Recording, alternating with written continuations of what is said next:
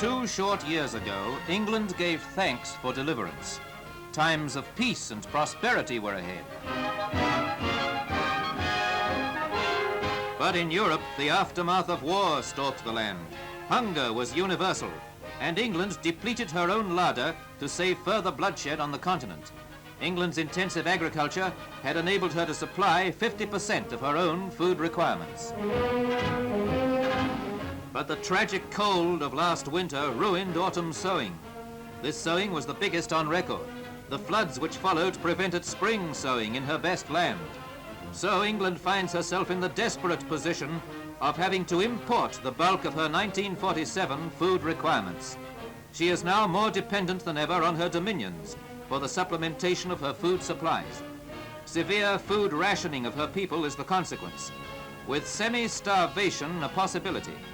Another battle of Britain is being fought. This one too is for survival, unless adequate food supplies can be maintained. Australia, with her vast herds and flocks, has an unparalleled opportunity of lightening England's burden, but she must act with all speed.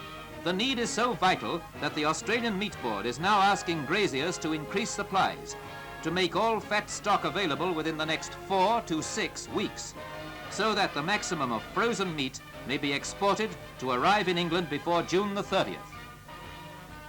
The scheme, which is of a voluntary character, provides primary producers with the opportunity of making a practical and prompt contribution to the urgent meat requirements of Great Britain. Livestock submitted for slaughter and direct shipment will be treated at registered meat works throughout the Commonwealth on a weight and grade basis, and prices paid for the resultant meat will be in accordance with the Commonwealth Government prices schedule under the long-term purchase agreement. The railways will cooperate by providing adequate rolling stock, while stock and station agents will assist in marshalling stock and make trucking arrangements.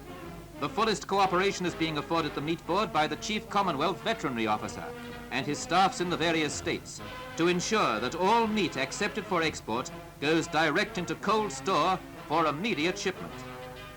Every Australian is asked to consume the lowest amount of meat during the campaign. The mother country needs your help.